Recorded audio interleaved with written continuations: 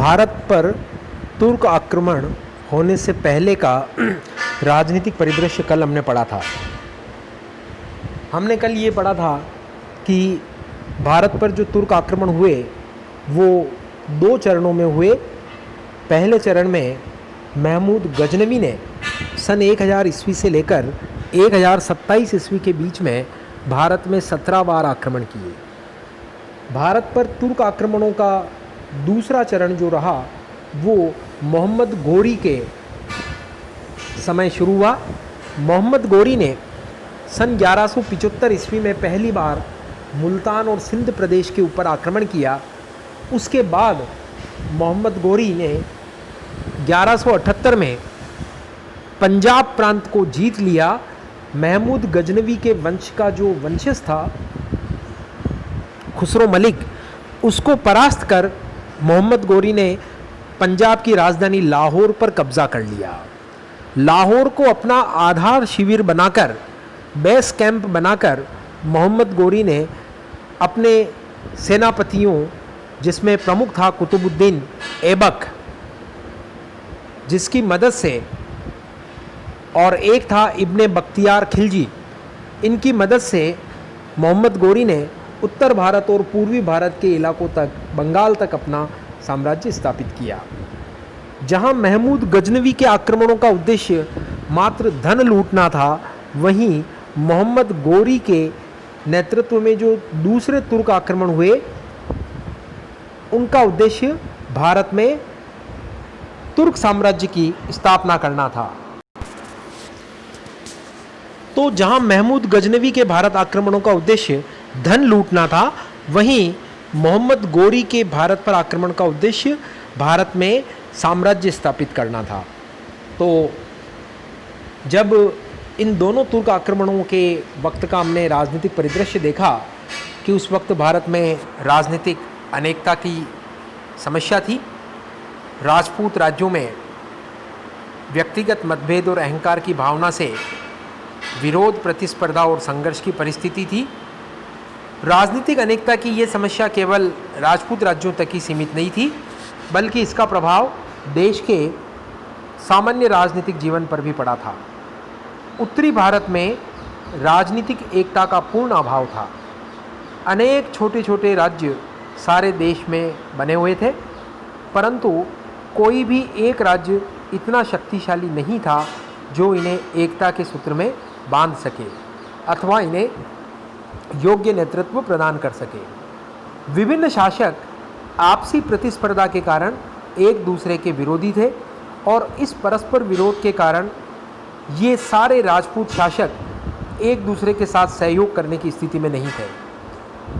इसके विपरीत आंतरिक कलह ने इन्हें कमज़ोर बना दिया था और विदेशी आक्रमण का प्रभावशाली ढंग से विरोध करना इनके लिए संभव नहीं रहा। इस दुर्भाग्यपूर्ण स्थिति के लिए राजपूत शासकों का परस्पर संघर्ष मुख्य रूप से उत्तरदायी था।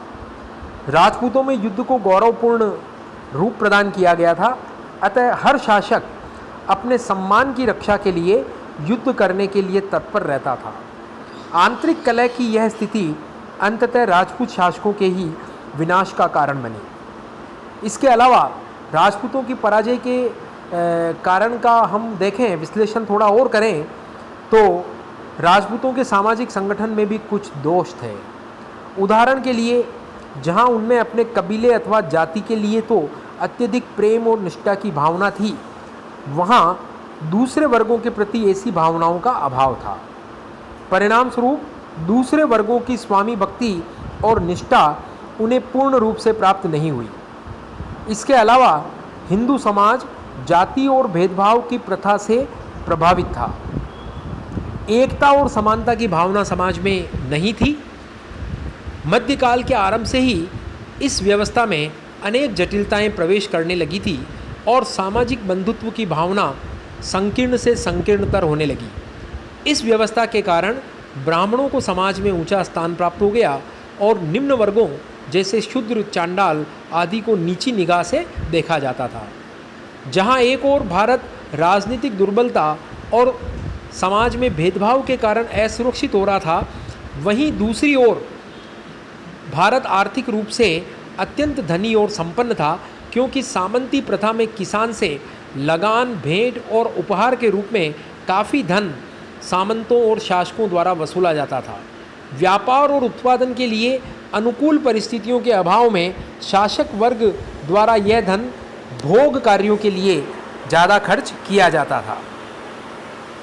इस कारण बड़े पैमाने पर मंदिरों के निर्माण और मंदिरों में चढ़ावे के रूप में धन का व्यय होने लगा, और यह संचित धन महमूद गजनवी का ध्यान भारत की ओर आकर्षित करने में निर्णायक सिद्ध हुआ। इसके साथ ही तुर्क आक्रमणों की प्रक्रिया प्रारंभ। अब हम पढ़ते हैं महमूद गजनवी के भारत पर आक्रमणों के कारण। भारत में महमूद गजनवी के सैनिक अभियानों के कारण विवादास्पद रहे हैं, फिर भी कहा जा सकता है कि महमूद का मुख्य उद्देश्य धन की प्राप्ति था। भारत में धन लूटना, धन प्राप्त करना, यही उसके आक्रमण का मुख्य उद्देश्य था। भारत में उसका कोई राजनीतिक स्वार्थ नहीं था। यहाँ ध्यान दीजिए आप, महमूद गजनवी का मुख्य उद्देश्य जो था भारत पर आक्रमण का, वो था भारत से धन लूटना, जबकि मोहम्मद गोरी का जो भारत पर आक्रमण का उद्देश्य था वो था भारत में राजनीतिक साम्राज्य की स्थापना करना। तो महमूद गजनवी का भारत में कोई राजनीतिक स्वार्थ नहीं था, केवल धन की प्राप्ति के उद्देश्य से ही उसने भारत पर आक्रमण किए। इस देश को जीतना या यहाँ साम्राज्य विस्तार का कोई लक्ष्य महमूद ने अपने लिए निर्धारित नहीं किया था।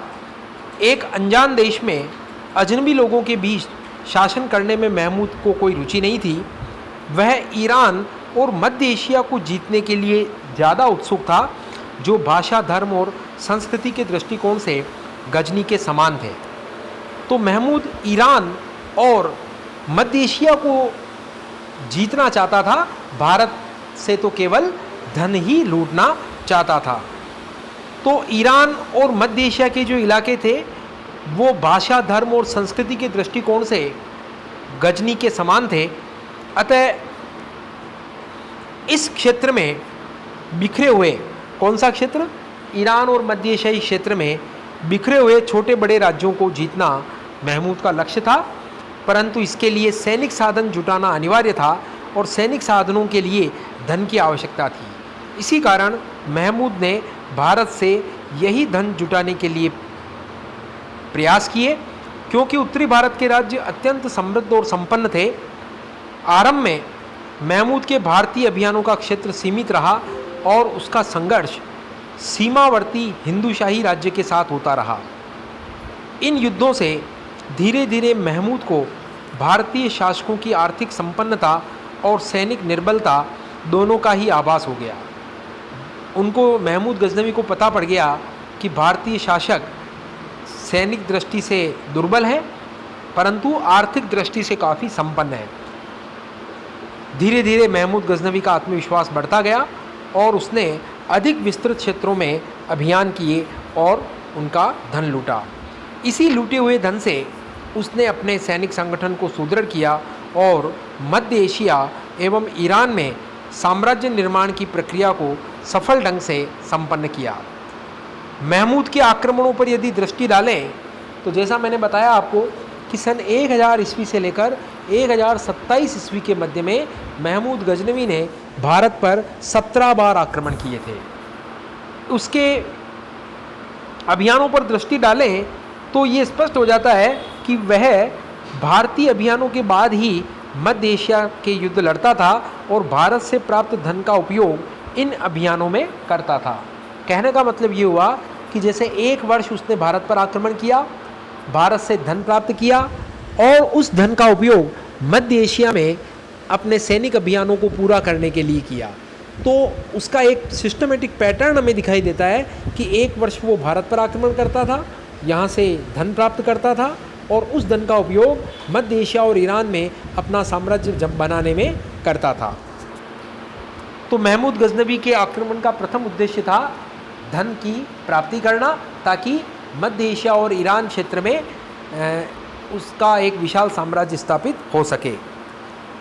महमूद के आक्रमण का यद्यपि ये प्रत्यक्ष उद्देश्य नहीं था, परंतु उसने भारत से सैनिक साधन प्राप्त करने की कोशिश की थी। ध्यान दीजिए आप, यद्यपि महमूद का ये प्रत्यक्ष उद्देश्य नहीं था धन की प्राप्ति, परंतु उसने भारत से सैनिक साधन प्राप्त करने की कोशिश की थी। भारतीय अभियानों में महमूद ने युद्ध के लिए हाथियों के प्रयोग का अनुभव प्राप्त किया था और उसने अपने अभियानों में भारत से युद्ध के लिए हाथी भी प्राप्त किए, जिनसे उसने मध्य एशिया के अपने प्रतिद्वंदियों पर सैनिक अग्रता प्राप्त कर ली थी। महमूद ने अपनी सेना में भारतीय सैनिक भी भर्ती किए जो उसके और उसके वंशजों के प्रति स्वामी भक्त बने रहे। महमूद के आक्रमण के धार्मिक कारण भी थे क्या, इसके ऊपर इतिहासकारों में विवाद बना हुआ है। धर्मांध मुसलमानों ने महमूद गजनवी को धर्म योद्धा माना है, जबकि धर्मांध हिंदुओं ने महमूद गजनवी को मंदिरों का विनाशक और हिंदू धर्म का संहारक माना है। परंतु मोहम्मद हबीब ने महमूद गजनवी के आक्रमणों के वास्तविक उद्देश्यों को निष्पक्ष और तार्किक ढंग से प्रस्तुत किया है। मोहम्मद हबीब के अनुसार महमूद ने गजनी के सिंहासन पर उत्तराधिकार युद्ध के बाद कब्जा किया था, अतः वह अपनी स्थिति को सुदृढ़ करने के लिए खलीफा से सुल्तान के रूप में मान्यता प्राप्त करना चाहता था।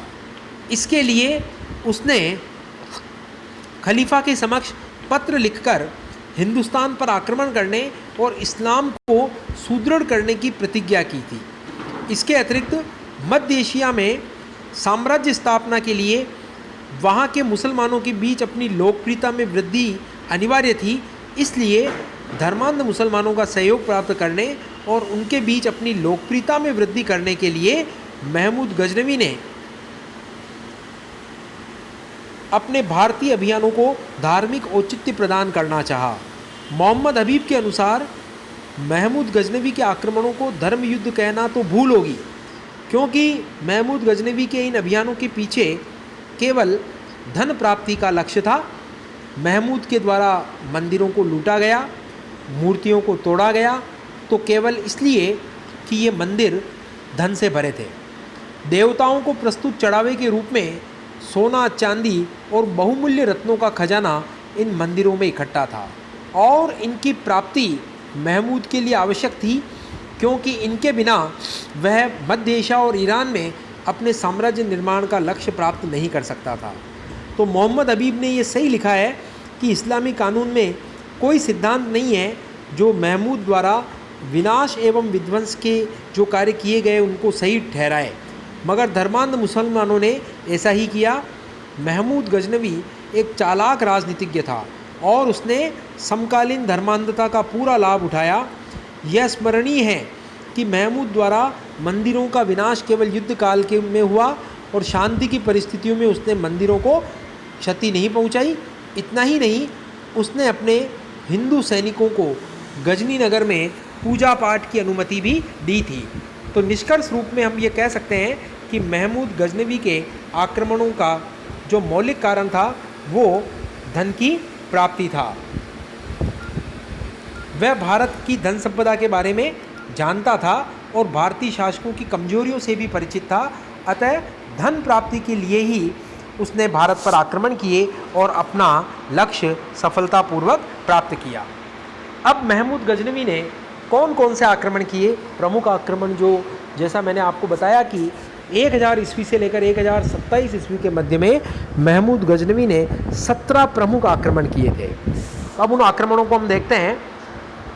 महमूद गजनवी अपने पिता सुबुक्तगीन की मृत्यु के बाद 998 ईस्वी में गजनी प्रदेश का शासक बना।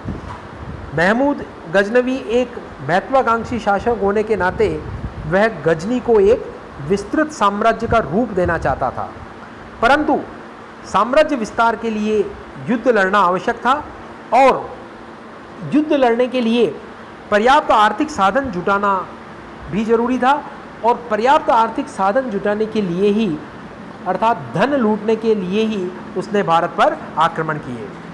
महमूद का प्रथम आक्रमण 1000 ईस्वी में हुआ, परंतु हिंदूशाही राज्य के सीमावर्ती क्षेत्रों के कुछ दुर्गों पर अधिकार करके वह वापस लौट गया। अगले वर्ष 1001 ईस्वी में महमूद ने पेशावर और बेहिंद पर अभियान किए।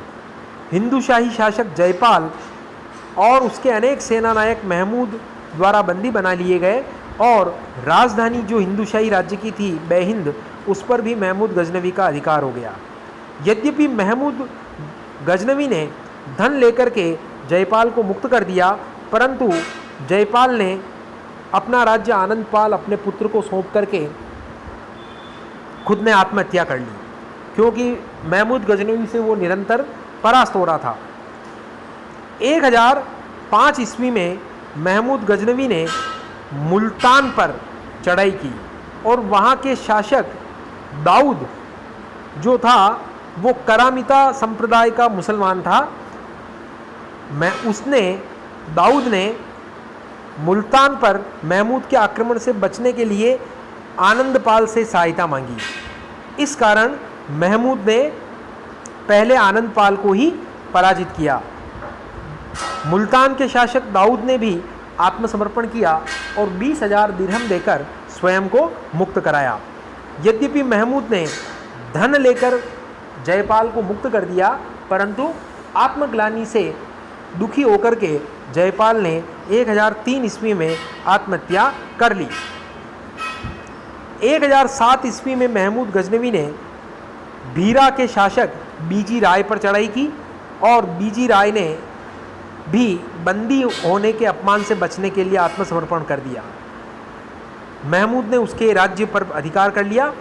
सिंधु नदी के पूर्वी तट पर महमूद गजनवी के द्वारा अधिकृत यही एकमात्र क्षेत्र था जिसको भीरा या भेड़ा के नाम से जाना जाता है। महमूद ने यहाँ पर सुखपाल को शासक नियुक्त किया, जो कि आनंदपाल का पुत्र था और जिसने धर्म परिवर्तन कर इस्लाम स्वीकार कर लिया था। शासक बनने के बाद में सुखपाल ने पुनः हिंदू धर्म ग्रहण कर लिया था। अतः महमूद गजनवी ने उस पर, जो उस समय भीरा का शासक था, उस पर आक्रमण करके उसे पद से हटा दिया और बंदी बना लिया। 1008 ईस्वी में महमूद गजनवी का हिंदूशाही शासक जयपाल के पुत्र आनंदपाल ने एक संघ बनाकर मुकाबला किया।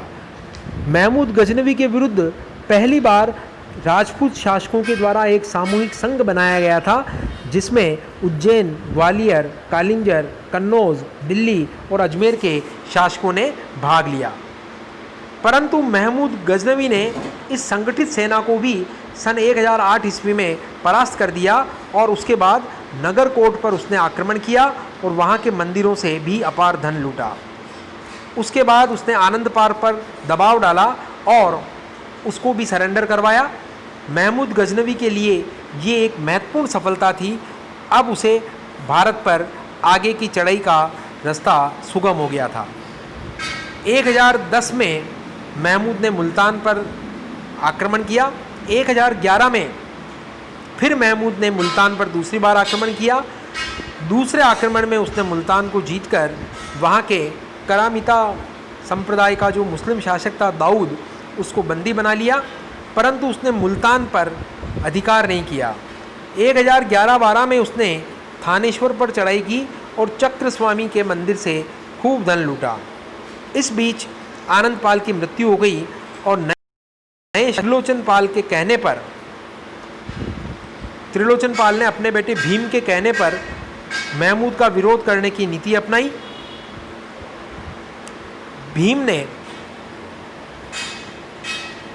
महमूद ने त्रिलोचन पाल को परास्त कर दिया और निंदुना के दुर्ग पर अधिकार कर लिया। भीम ने कश्मीर की ओर भागने का प्रयास किया। ये भीम त्रिलोचन पाल का पुत्र था, मथुरा के स्वामी त्रिलोचन पाल का पुत्र था ये भीम। इसने कश्मीर की ओर भागने का निश्चय किया। 1015-16 में महमूद ने कश्मीर में प्रवेश का प्रयास किया, परंतु भौगोलिक बाधाओं के कारण वह लौह कोट से आगे नहीं जा सका। 1018 ईस्वी में महमूद ने पहली बार गंगा नदी घाटी में प्रवेश किया और महमूद ने बुलंदशहर और महावन के क्षेत्रों पर चढ़ाई की। यहाँ के शासक कुलचंद ने भी बंदी बनने के कारण अपमान से बचने के लिए आत्महत्या कर ली। तो बुलंदशहर के शासक कुलचंद ने भी आत्महत्या कर ली। जमुना नदी के दूसरी ओर मथुरा का राज्य था और महमूद यहाँ के मंदिरों के विनाश और लूटपाट के बाद ही आगे बढ़ा। महमूद ने कन्नौज के अतिरिक्त असनी और शरवा के क्षेत्रों को भी जीता। 1019-20 ईस्वी में उसने कालिंजर के शासक नंद को परास्त किया।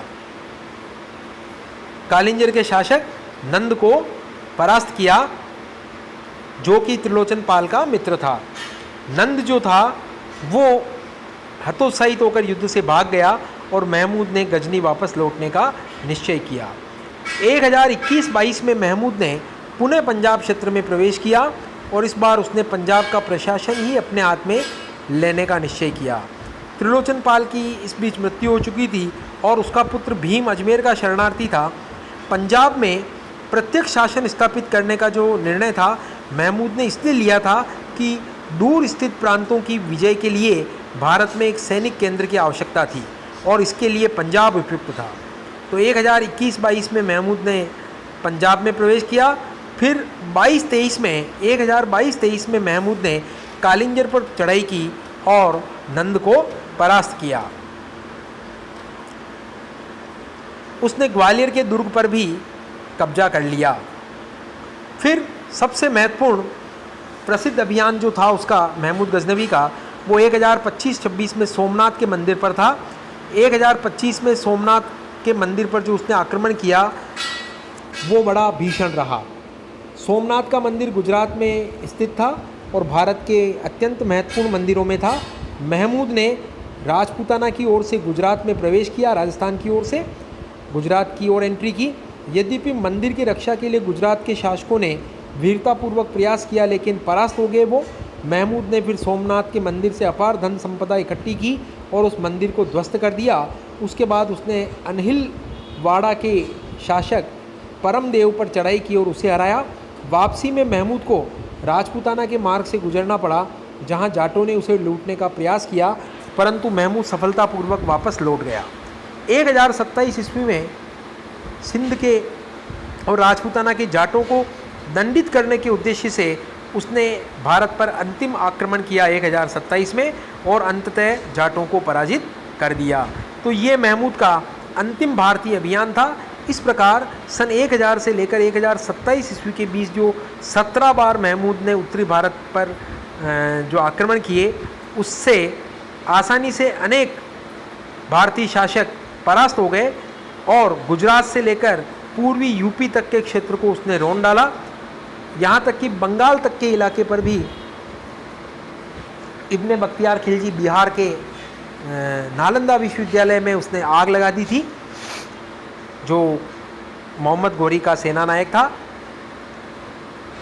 तो गुजरात से लेकर पूर्वी यूपी तक के क्षेत्रों को महमूद गजनवी ने जीत लिया।